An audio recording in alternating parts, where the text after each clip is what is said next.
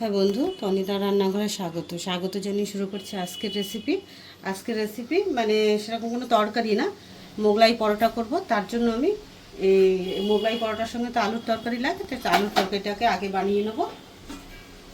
কড়াতে আমি তেল দিয়ে দিয়েছি, দেবো একটু সামান্য জিরে ফোড়ন,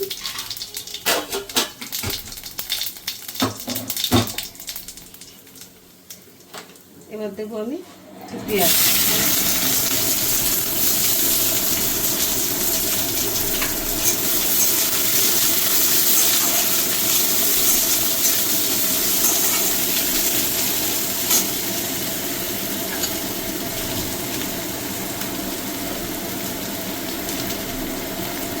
পেঁয়াজটা তাড়াতাড়ি নরম হয়ে যাওয়ার জন্য দিয়ে দেবো পরিমাণ মতো নুন, যেটুকু তরকারিটা লাগবে ওটুকু দিয়ে দিই।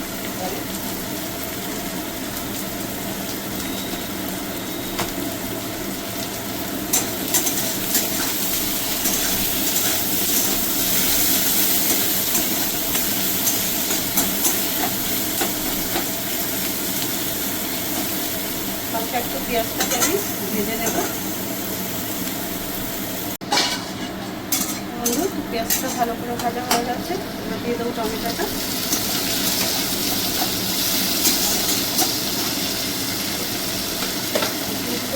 প্রয়োজনীয় তরকারিটা আছে সব দিয়ে দেবো। 1 চামচ আদা বাটা, 1/2 চামচ মতো লঙ্কা বাটা,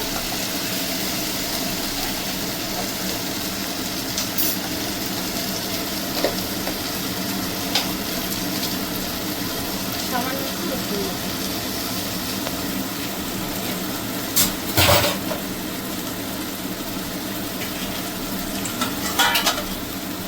এবার দিয়ে দেবো পরিমাণ মতো হলুদ গুঁড়ো,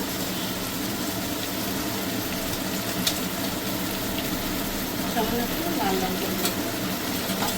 আর ধনে জিরাটা আমি ভাজা জিরে গুঁড়ো দিয়ে ধনে জিরে তারপরে আমি তুলে দেবো। এবার মশলাটা হালকা একটু কাটবো, ভালো করে মশলা দিয়ে সামান্য জল দিয়ে দেবো।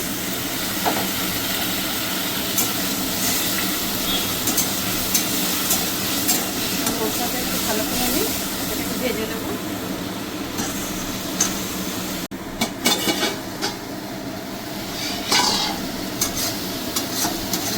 মশলাটা কষানো আমার হয়ে গেছে, এবার দিয়ে দেবো আলু।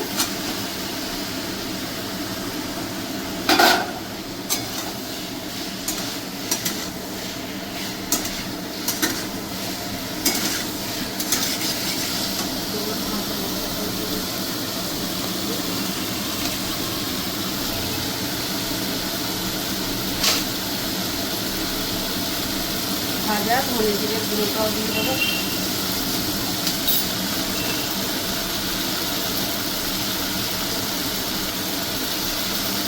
দেবো সামান্য একটু মিষ্টি।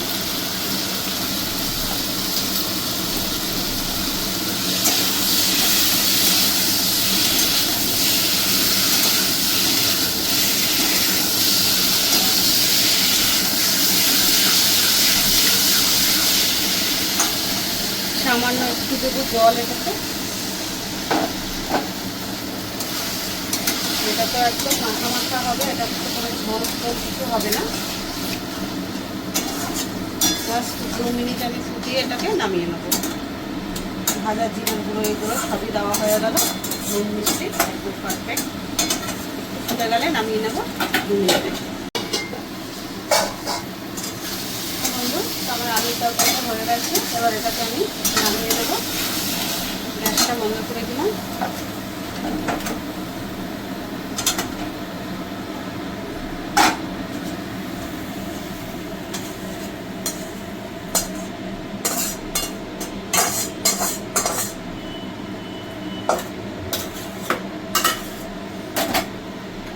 হ্যাঁ বন্ধু, দেখলেন তো মোগলাই পরোটার জন্য আমি আলুর তরকারিটা করে নিয়েছি।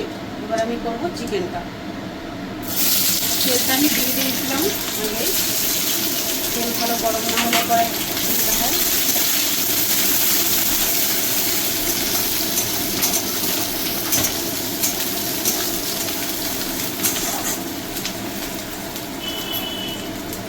এবার আমি দিয়ে দেবো চিকেনের ওগুলো যেগুলো ম্যারিনেশন করে রেখেছিলাম সেগুলো দিয়ে দেবো।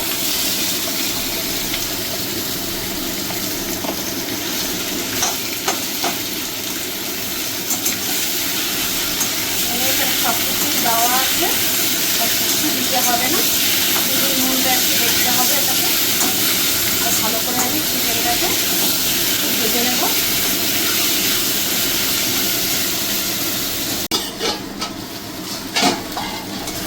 আমাদের চিকেনটাও হয়ে গেছে। এবার চিকেনটা ঠান্ডা হবে, কেন এইভাবে তো দেওয়া যাবে না মোগলাই পরোটা, তাহলে ভেঙে যাবে মোগলাই পরোটাটা, ঠিক মতন হবে না। তার জন্য এটাকে হালকা একটু পেস্ট করতে হবে। তা ঠান্ডা না হলে তো এটাকে পেস্ট করা যাবে না। তো আমি সব কিছু করে নিয়ে ফিরে আসছি বন্ধু। তো আমি এখানে দেখলেন তো কিভাবে চিকেনটাকে করে নিয়েছিলাম আগে। তা চিকেনটাকে একটু পেস্ট করে এর মধ্যে আমি ডিম আর যা যা মানে দরকার, আর চিকেন দিয়েছি, একটা আলু দিয়েছি, আর ডিম দিয়ে ভালো করে এই করে মাখিয়ে নিয়েছি জিনিসটাকে এই করে। এবার এখানে মোগলাই পরোটাটা আমি বেলে নিয়েছি একটা। তা এখানে আটা, এই ময়দা আর আটা মিলিয়ে করেছি। তার জন্য এখানে যেরকম মানে করেন, লুচি করেন সেরকম ব্যাটারটা মাখাবেন।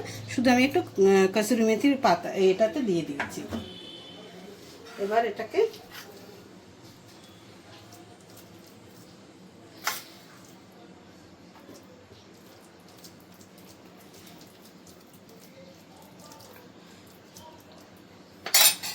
বেশি ছড়ানো যাবে না, কেন কি আমার এটা তো ছোট।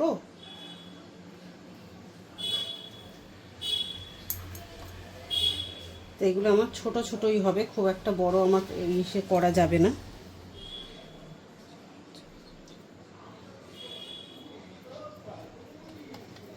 আমি এখানে তাওয়াতে একটু তেলটা দিয়ে নেব আগে।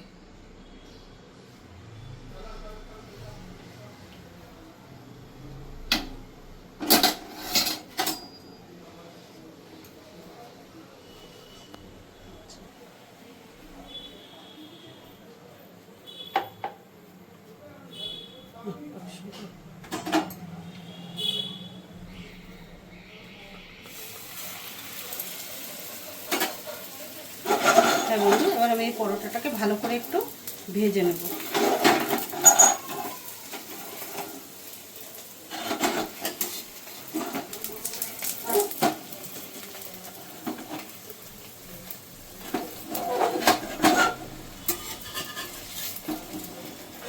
ভালো করে ভাজা না হলে ফিরতে গেলে আবার এটা ভেঙে যাবে, নিচটা লেগেও যাবে ভালো করে না হলে।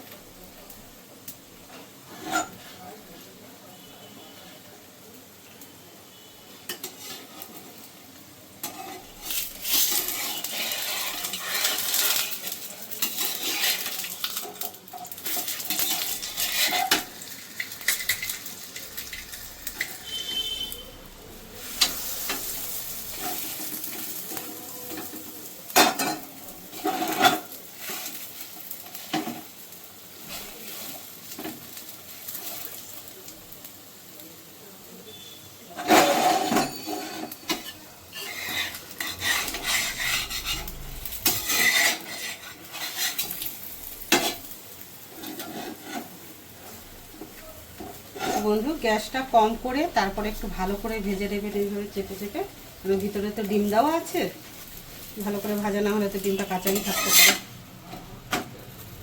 ভাজতে পারেন এটা, কিন্তু আমি যেহেতু ঘরেই করলাম সেই জন্য আমি খুব অত বেশি তেলে ভাজলাম না, অল্প করে তেল দিয়ে ভাজলাম। ছাপা তেলে ভাজে যেমন দোকানে।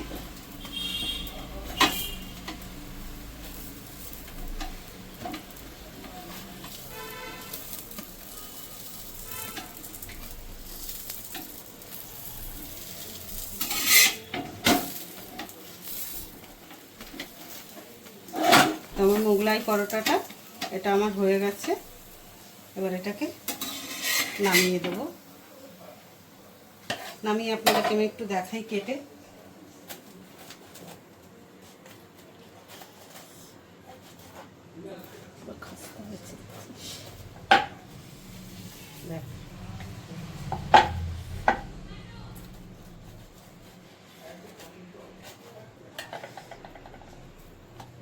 তো বন্ধু দেখুন পুরো ভিতরটাও কিভাবে হয়েছে, কত সুন্দরভাবে এটা কোনো কাঁচা ভাব কিছু নেই।